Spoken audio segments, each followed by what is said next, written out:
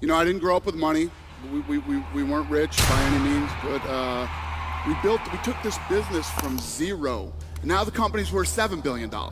What's the worst thing that can happen if you try? You just have to keep grinding every day. Every day you get up. When you're at home, like you're dreading Monday, man, stop. Stop and get another job because you're in the wrong place. That's not healthy for you.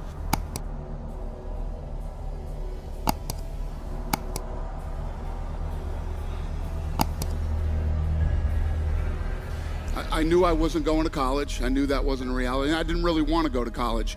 One of the things that I was very lucky in my life with is I knew exactly what I wanted to do. From the time I was a young age, I knew I wanted to be in the fight business. And people thought I was crazy. Because when you look at at the time when I grew up, you had Don King, Bob Arum. These guys were the big promoters in the fight game. And you know, everybody was set in their ways. They didn't think that, you know, the fight business could change. Yeah. And I believed it could. I had a lot of ideas, and I believed I could change the business. And I worked in Boston at a place called the Boston Harbor Hotel. I was a bellman in there. I was 19 years old. I made good money. You know, there's some guys that get those jobs, and those are the type of jobs they you know, they want those jobs forever. And it's a good job. It's not a bad job. It just wasn't for me. I was literally standing in the lobby one day, and I'm like, what the hell am I doing here? What am I doing here? This isn't me. This isn't what I want. And I walked out the front door, and one of my good friends, he's still one of my good friends today, who was the doorman, says, what are you doing? I said, I'm quitting. And he's like, what? What are you gonna do? I said, I want to be in the fight business. He said, that's the dumbest thing I've ever heard in my life. What's the worst thing that can happen if you try? If the day that I walked out of that hotel, right, and I went to do this, it doesn't work out, I can go back and be a bellman again whenever I want to. I always knew what I wanted to do, and every day when I woke up, I would work toward that goal. I didn't even have a car. I had a mountain bike that I, you know, rode everywhere in town with, and I had a Walkman. For those young kids, you don't know what a Walkman is, but I had a Walkman. And I used to listen to Awaken the Giant Within and Personal Power. I listened to both of those tapes. Everything that was in there is absolutely true, makes sense, and applies to everybody's life. It really does. So if you want to know what does it take to take things to the highest level, what's going to take to change my business permanently, not temporary, you can go home and you can install some of these strategies, skills, tactics, tools, insights, and see a significant change. But if that change is going to be a lasting company of value that keeps growing, then the things you've learned here have to become the standard for your organization, not something you did for a period of time. Whenever you look at somebody and say, why are they more successful than anybody else? It's always because of step one, they've raised their standard. If you go back home and you want to change your life in any way, personally, professionally, or your company, as boring as it sounds, as stupid as it ain't it sounds, you might say, I spent all this time, this energy, this money, and you're gonna tell me to raise my standards? Yes. Because even though that's not sexy, it is the only thing that creates lasting change. Yeah, so there was a kid in Boston, his name was Peter Welsh, and he's actually like a street fighting and boxing legend in town. Okay. And everybody had heard of him, and I literally sought this guy out. I went to him and I said, I know this is crazy, you don't know me, but I want to work with you. You don't have to pay me. I want to learn everything that you can teach about the fight game. And I worked under this guy for like 3 years. Wow. And I did everything from, you know, from boxing to corner work. I was a referee in fights. I managed guys, everything you could possibly do. This guy was my sensei in the fight game, he took me under his wing, and you know, nothing bad with having a guy that works for you that you don't have to pay either. That doesn't suck. So, you know, I worked hard for this guy. I learned everything, and then I eventually moved out to Vegas. A buddy of mine, Lorenzo Fertitta, we went to school together, and when I came back to Vegas, a mutual friend had a wedding, and we both went to the wedding. We bumped into each other, and he had just got on the Nevada State Athletic Commission, and he heard that I was doing boxing out here, and he said, I want to hook up and start training. So we got together on that Monday, which was in 1995, and we've been together ever since. The owner of the UFC at the time was a guy named Bob Meyerowitz out of New York. One day on the phone, it just all erupted, and he said, you know what, there is no more money. It's all over. This thing's in trouble. I don't even know if I have enough money to put on one more show. Wow. And I said, interesting. Okay. So we hung up. I called Frank and Lorenzo. They were, and who would become my partners, and they were in Florida at the time. They owned Station Casinos here in Las Vegas, local casino. And I said, the UFC's in trouble, and I think we should buy it. I think we could buy this thing. We started making some calls. A month later, we bought the UFC for $2 million. $2 million. And sold it for? $4.025 billion. So we bought it for $2 million. You hear $4 billion, that sounds great, but the burn of almost $40 million was not fun, and it was painful, and you know. What did Lorenzo and Frank say about that? Was there a point when they were at a breaking point? Yeah. Lorenzo called me one day and said, I can't keep doing this, man. I can't keep burning all this cash, and I need you to get out there and find out what you could sell this thing for. So that day I made a bunch of calls. That night I call him when he's on his way home, and I said, you know what? Maybe $6-7 million bucks. We're in almost 40. I think I could get 6 or 7 million. And he said, okay, I'll call you tomorrow.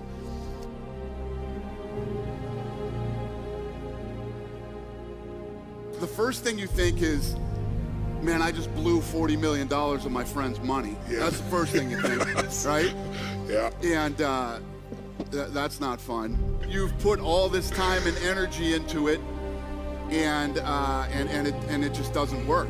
It didn't work the way that you thought it would. Yeah. Then he called me back the next day and said, fuck it. Let's keep going. First of all, when you have a business idea, there's always going to be detractors and people that think, you know, it won't work. You're always going to have those people around you and in your life, even when you're successful, believe me. It gets worse when you're successful. Then, you know, you have to get to a point where you don't doubt yourself. You're so into this thing and you know that it's going to work. Timing is everything in life. Timing is everything.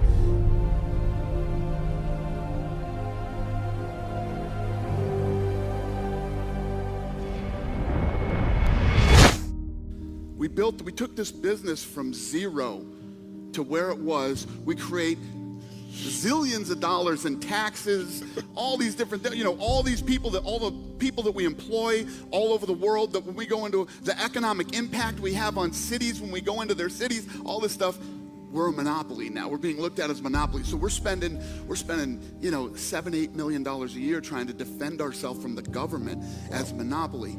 Wow. These type of things happening, and I could go on forever. You go in, you do the right thing, and you pay your money, and you just take your lumps when you own a business. You don't try to fight these guys. You just roll with the punches, and you do what you're supposed to do. So we went in and we met with California, Nevada, New York, New Jersey, and the list goes on and on. Everywhere that had a real strong, everybody that had strong regulation, we went in and met with. Yeah. We educated them on the sport, and we started to open up and getting this regulated in all the different cities. And then we started to go to other parts of the world and get it regulated, and the list goes on and on. Then I had to fly from state to state and meet with all the reporters. You start meeting with the, from the New York Times to local sports reporters who cover sports every night in your hometowns. I literally flew around the whole country doing this for years. Yeah. And nothing happens overnight. You just have to keep grinding every day. Every day you get up, and it's, for us to make this happen with the UFC, it was really all about education. Yeah. And I always knew two things. If I brought these athletes in and you met them, you would realize the type of people that they are, and they're not what you expected them to be. Right. And if I ever got you to a live event, nobody walks out of a live event and goes, yeah, I don't ever want to see one of these again. That's true. So the energy's unbelievable. I knew if I could get you at least to get, whether you were a sponsor, a TV network executive, or whatever it was, if I could get you to the live event, I got you.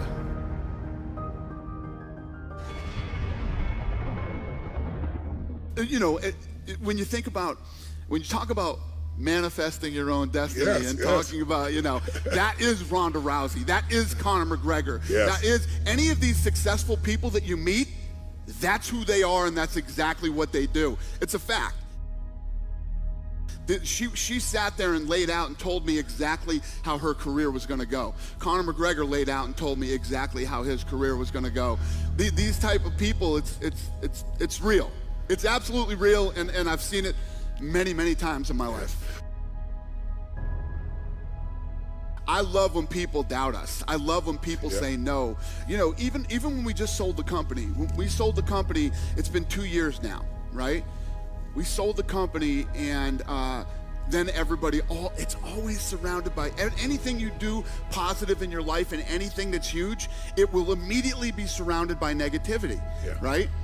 Immediately. Get ready for it, because no matter how successful you become, one thing never goes away: negativity, haters, whatever you want to call it, but it's always there, and you have to read it every day. I separate myself from it. And back in the old days when we started, I used to read it to the point where I was just nauseous, I do not read any of that stuff, because one of the things that I have learned over my many years of doing this, their opinion doesn't matter. Their opinion means nothing. It is literally an opinion. It's negative bullshit, and it means nothing to you. It doesn't mean anything. It doesn't affect, unless you're the type, sick, twisted type of person like me that likes to let it fuel you. You let it. It's like your, it's like your fuel, and other than that, it's useless. It means nothing. Everything that the reporters write, everything that these people say, just don't even do your thing. Stay on your course. Stay focused. And keep your eye on the prize, and everything comes together.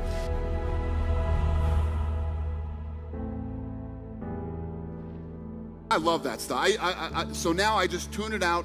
I do my thing. When we first bought the company, when Ari bought the company, and he overpaid for it. Overpaid for it. These guys are in big trouble now. Now they have so much debt hanging over their head. They're this, they're that. Their TV deal is up with Fox. All this stuff's going back and forth. So, and a lot of these things are true. Our TV deal is up with Fox. We do have a lot of debt, but these are all things we knew going into it. And then everybody keeps asking me, why did you stay? When you make that kind of money, there's always this thing about fuck you money. Everybody knows that term. Oh man, I'm gonna tell the boss to kiss my ass if I ever get that lottery, or I hit this or hit that. If you're looking for fuck you money, you're in the wrong place already. You already know you're not in the right place, okay? Because there's no such thing. I just made more money than I ever dreamed I would make. I don't wanna leave. What am I gonna do? Where am I gonna go? Listen, I've been on trips and stuff. I can't stand 3-day weekends. I hate 3-day weekends, man. I'm like, man, I want Monday to come again. That's how much I love what I do.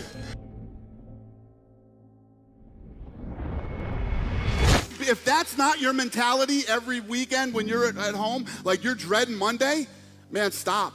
Stop and get another job, because you're in the wrong place.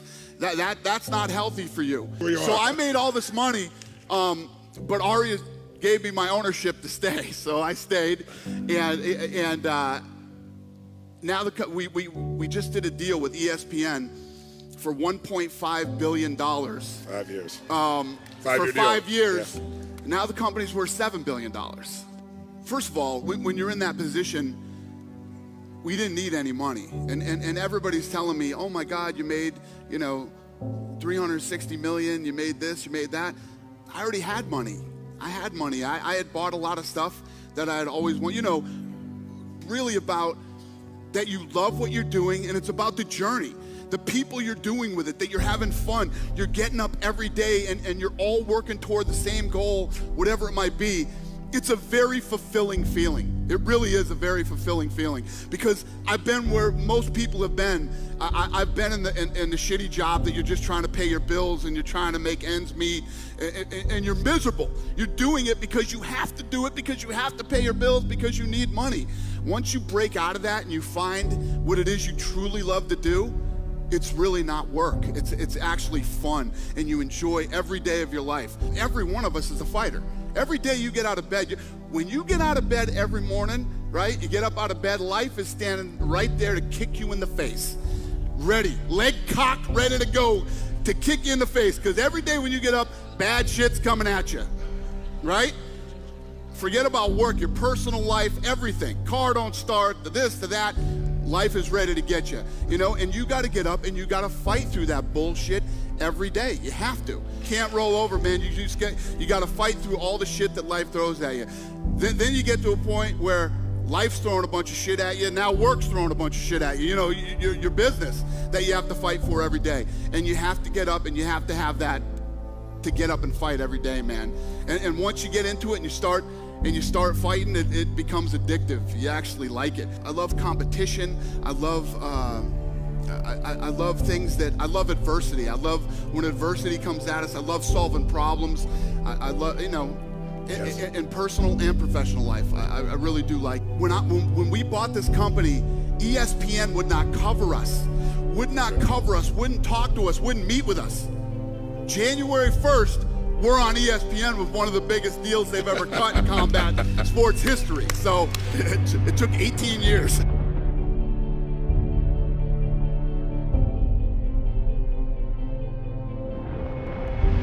You have to be a leader. Yeah. You have to be a leader, and you have to get people to believe as you believe and to want the dream as bad as you want the dream. And you have to, you know, it's great to have a bunch of people in your place working, but you want enthusiastic people that love what they're doing as much as, you know, those are the type of people you want. And that's the type of shop we've run since the day we opened. What makes somebody a great leader?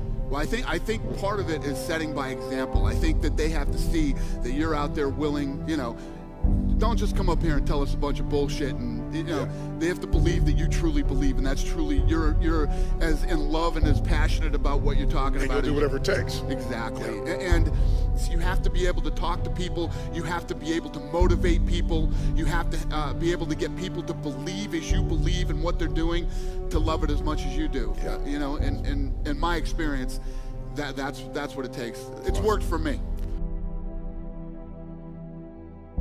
I want you to be you. I don't ever want you to act like somebody else, because it's not genuine, it's not authentic. From what I've learned, and as I look back on my life, everything in life is about timing. Yes. It really is about timing, the right time, the right place, the right everything. And I also believe that you create your own timing in life too. You're really lucky when you work your ass off. Right? Yeah, exactly. It's the thing is, everybody, what's the worst thing that can happen if you try?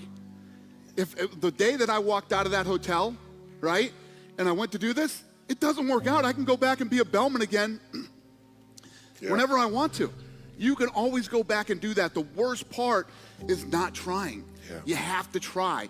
Nobody's ever going to do anything without trying. It's never the right time. It's never the right time. It's like, I can't now. I got this truck I just bought. I got payments on this friggin' thing. You know, I got this. If you do that to yourself, you'll never do anything. Forget the truck. Forget this. Forget that. Go for it. Just go for it. Believe me, I'm living proof that it can happen.